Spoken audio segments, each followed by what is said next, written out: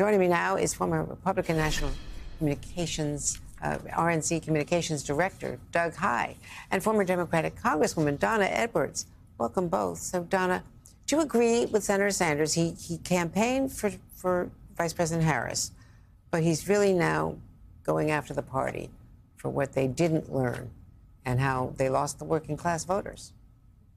Look, I actually don't think the campaign was a disaster. I mean, it was disciplined. It was focused. It had 107 days to do what some candidates can't do in 2 years. But the reality is that working class voters, particularly non-college educated voters, have been walking away from the Democratic Party for some time now. It feels that our agenda needs to speak more directly to their concerns. But I think today is a day that we should be, looking at what happened, but not finding the solutions today, because I just think that we need a lot more information about what's going on with voters, and then chart a clear path forward for Democrats in order to regain the trust of the voters who have left us. And Doug Heye, this has been a realignment election. Clearly Donald Trump doing well in New York and New Jersey, better than Republicans have, in years and years. Mm-hmm. Also, picking up those Senate seats, mm-hmm. potentially the House as well. Well, we always knew the Senate was going to go Republican, right, because it started with West Virginia and Joe Manchin.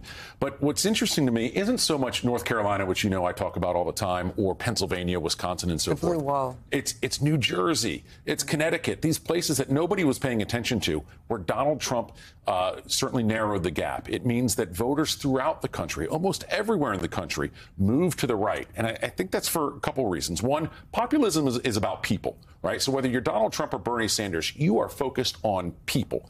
And two, the rhetoric of the left has turned a lot of those people off. So when I saw in so many college football games the Trump ad that says Kamala Harris is for they, them, I'm for you, that's very similar to what Donald Trump said in 2016.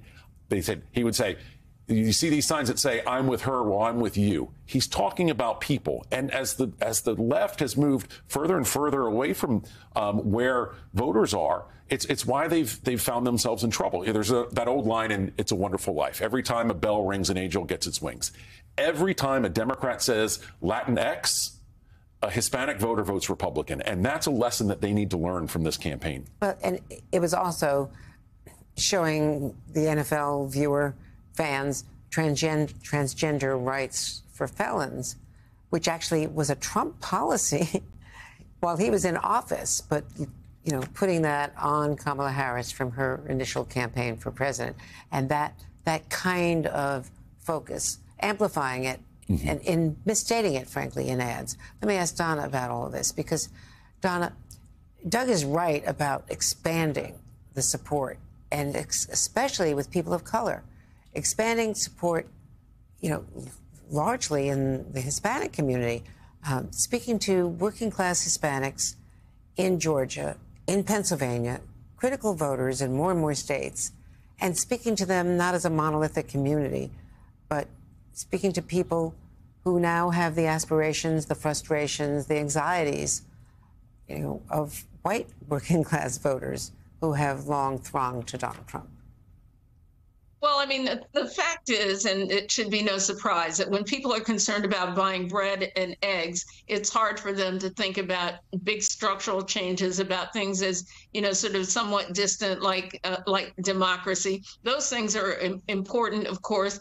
But I think that, people want to be able to take care of themselves and their children and build a future for their families. And they didn't feel it in this economy. And that is not to say that the American economy compared to the rest of the world is, humming along. But for ordinary people, it doesn't feel that way. And the reality is, when you're trying to stretch a paycheck, it isn't that way. And so I think there's a lot to learn here. We also don't know what the role of race and gender played in this race among some of these segments of voters. And so we've got to dig beneath these numbers to really understand what's happening with voters. And I think Democrats have a big job ahead of them in the next couple of years to try to sort this out and to speak with voters, not in a condescending way, but in a language that voters understand, that they can interpret from what your policy positions are going to be. And so we got a lot of work to do. A lot of work also on first-time voters, the young voters, people under 30, who went in large numbers, especially young men, to Donald Trump. I just want to also ask you, Donna, just very briefly, how does it feel to have a black woman senator from your home state of Maryland?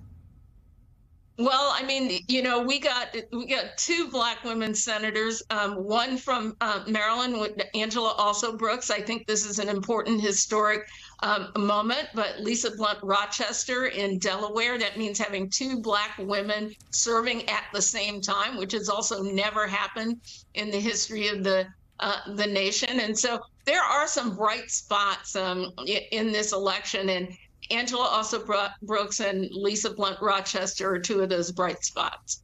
And I would say particularly from Maryland, which many parts of which were a longtime Southern state. And to see that is, you know, quite extraordinary. A long time coming. Can I just add very quickly? Absolutely. Lisa Blunt Rochester has been a tremendous member of Congress. I know less about Angela Alsobrooks. Yeah. She's going to be a great senator. Delaware made a smart choice. She's really impressive indeed. Doug, thank you so much for coming.